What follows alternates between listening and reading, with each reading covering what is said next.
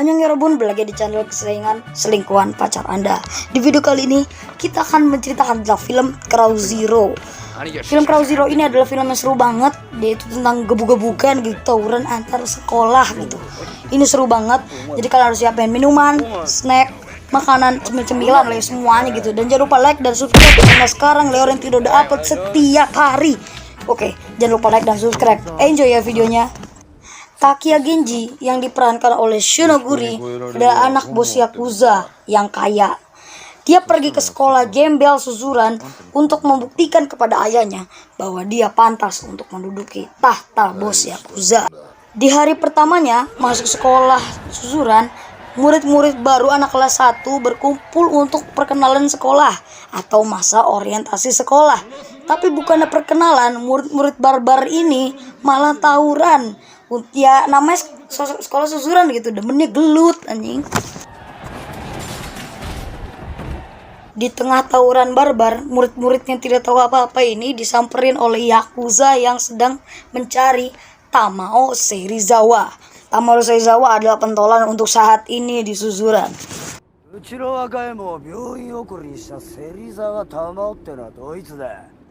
Murid yang tidak tahu apa-apa pun bingung. Tidak ada yang maju karena dia bukan Tamao Serizawa. Tiba-tiba ada Genji yang datang dari kerumunan murid-murid untuk melawan para Yakuza itu. Di lain tempat, ada scene konyol Serizawa yang tidak bisa naik motor. Dia naik motornya Tokyo dan dia nabrak mobil. Obrak-abrikin pasar dan dia dikejar-kejar polisi karena ugal-ugalan. Sumpah ini konyol banget sampai mobil polisi terbalik cuy.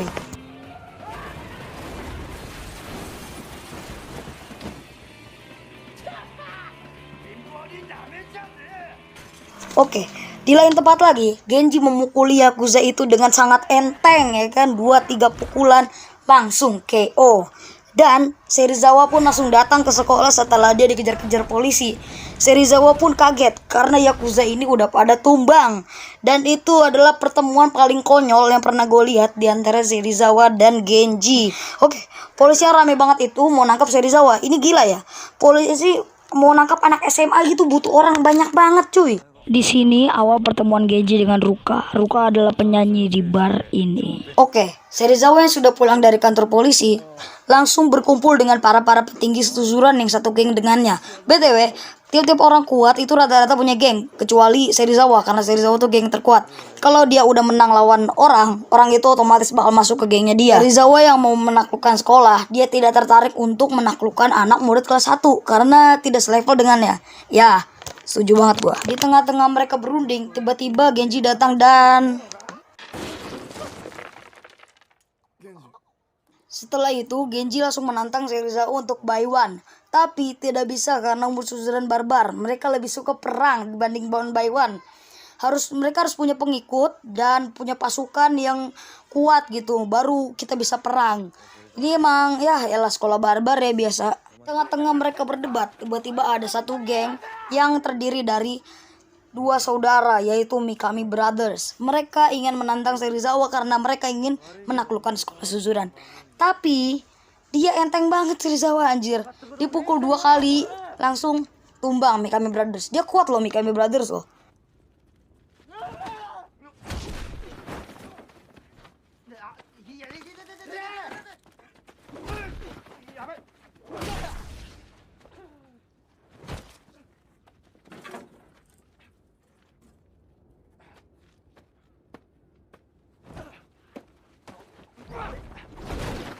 Setelah itu, Serizawa menipu Genji dengan bilang peraturan bila ingin melawannya, dia harus melawan Rindamen, legend dari sekolah Suzuran. Belum ada yang pernah mengalahkannya kecuali Bip, nanti gua kasih tahu ya kan. Genji langsung menanyakan kepada murid-murid Suzuran, dia tahu nggak di mana Rindamen. Tiba-tiba murid-murid Suzuran yang ditanya Genji itu langsung kabur karena Rindamen di belakangnya. Jadi kira-kira segitulah seremnya Rindamen ya, emang serem banget, parah badannya aja gede banget, parah. Iya. Ini perlu diingat ya, Rindamen itu bukan ketua geng karena Serizawa cuma menipunya. Rindamen tuh nggak tertarik buat nguasain Suzuran. Dia aja berdiri sendiri, nggak ada geng dan dia bisa ngeratain satu geng sendirian. Setelah diceramahin Rindamen, Genji bertemu dengan Ken, Yakuza yang tadi. Dia bilang dia adalah pemimpin sekolah Suzuran yang dulu. Tapi gue sih nggak percaya ya, karena dia enteng banget sekali tabok sama Genji langsung jatuh anjir.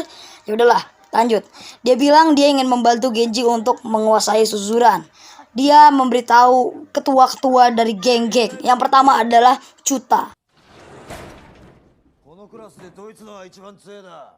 Karena Genji mengalahkan Chuta dengan cepat dan berkelas, geng Chuta dan Chutanya pun langsung ikut ke gengnya Genji.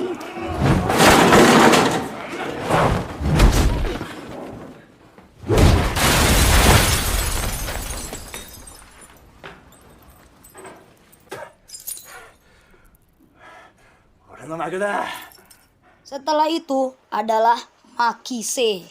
Makise adalah murid kelas 2 yang barbar, tapi di sini aneh ya, dia udah kalah sama Serizawa, tapi dia nggak masuk geng Serizawa gitu. Udah lah, lanjut. Intinya Makise, kita tuh ngerekrut Makise tuh beda gitu. Kita merekrutnya dengan wanita. Oke lah, abis ini ada scene konyol tapi kita skip aja.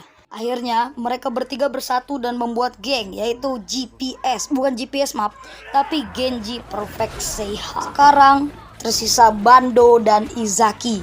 By the way, Bando ini sebenarnya dia itu murid Suzuran, tapi gengnya enggak. Bando itu punya geng motor.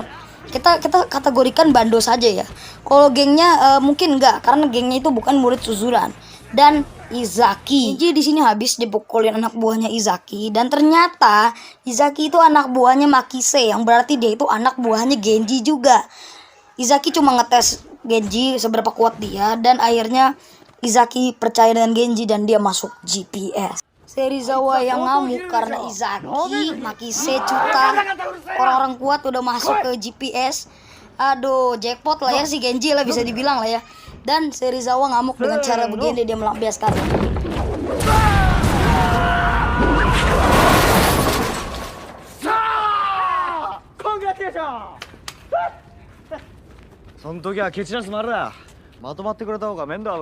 Oke, ketika GPS sudah berkumpul, yaitu anggotanya ada banyak, mereka pun membuat pesta, dia kayak challenge gitu ya kan. Setelah challenge, si Izaki dicegat oleh Tokaji. Tokaji adalah anak buah atau salah satu petinggi gengnya Serizawa.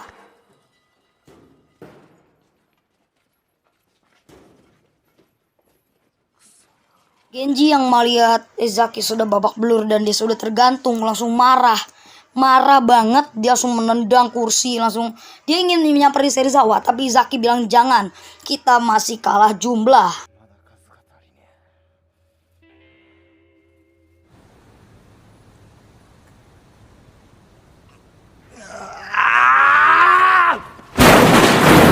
Lalu Genji yang sudah frustasi pun langsung datang ke bar ya, kobam-kobam santuy, dan dia bertemu dengan Serizawa dan Tokyo. Genji yang marah langsung mengajak Serizawa one by one. Di saat mereka pengen one by one di luar bar, tiba-tiba Tokyo kejang-kejang dan pingsan.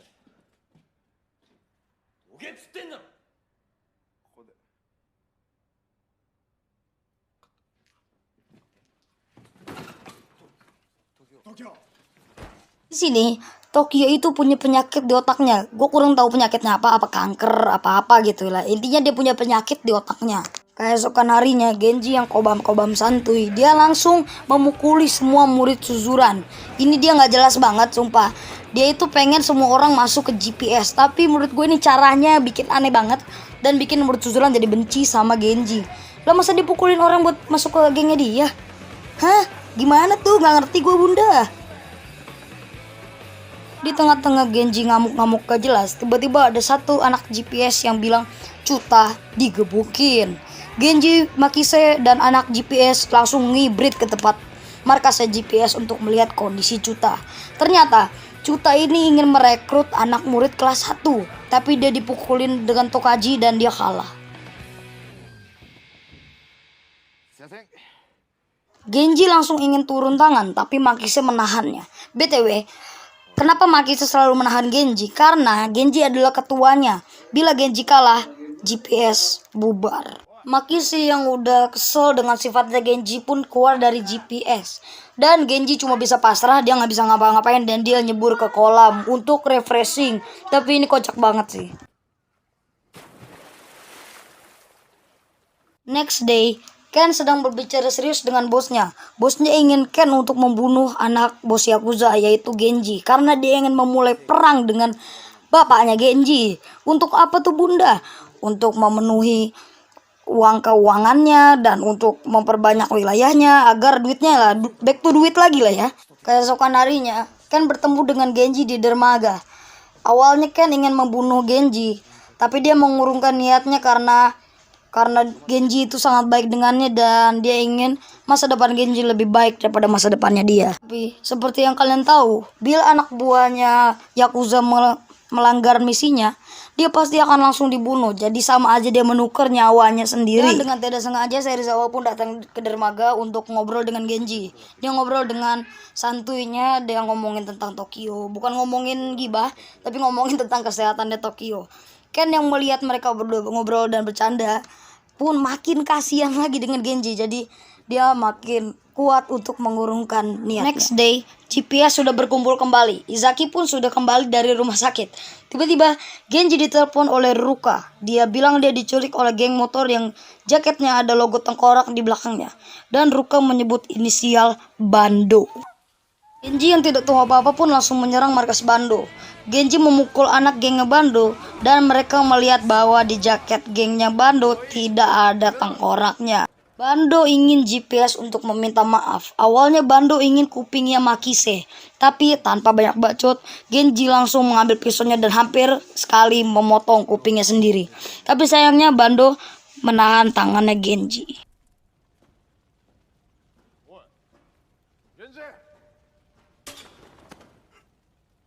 Bando pun langsung memaafkan Genji dan dia memberitahu di mana Ruka. Genji dan GPS-nya pun langsung datang ke sana dan melabrak. Ternyata pelakunya adalah gengnya Serizawa. Tapi Serizawanya di sini nggak tahu ya, karena ini ulahnya Tokaji.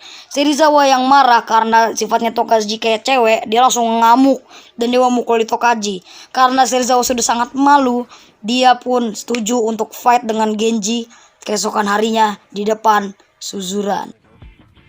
Di hari itu, yang bertaruh nyawa bukan cuma Genji dan Serizawa, tapi Tokyo dan Ken Katagiri. Karena Ken akan dieksekusi mati, Tokyo di rumah sakit, dan Genji bertempur. Singkat cerita, geng Genji kalah dengan gengnya Serizawa karena udah gengnya Genji itu sedang lemah dan dia pun kalah pasukan, kalah jumlah. Dan tiba-tiba Bando dengan gengnya pun datang untuk membantu Genji karena dia merasa sudah difitnah. Akhirnya di lain tempat Ken sedang dieksekusi mati di dermaga.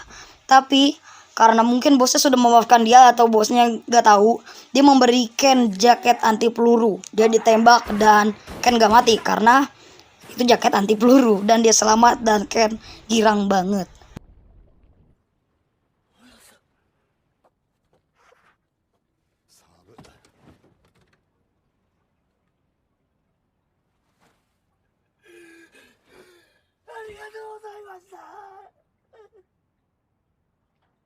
Untuk Tokyo gimana nasibnya? Kita lihat aja di Crow Zero 2 yang bakal gue bikinin nanti ceritanya. Oke, kembali lagi ke Genji dan Serizawa.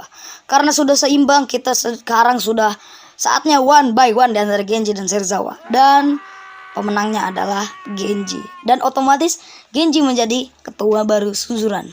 Tapi ya, setiap film Crow Zero tuh pasti akhir-akhirnya tuh melawan Rindamen yang sangat membuat kita penasaran di tahun itu.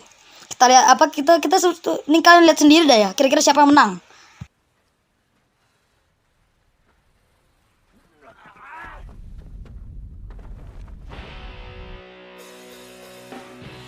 Oke lah, filmnya selesai. Terima kasih banget yang udah nonton. Sampai jumpa lagi di video gue yang berikutnya. See you next time. Bye.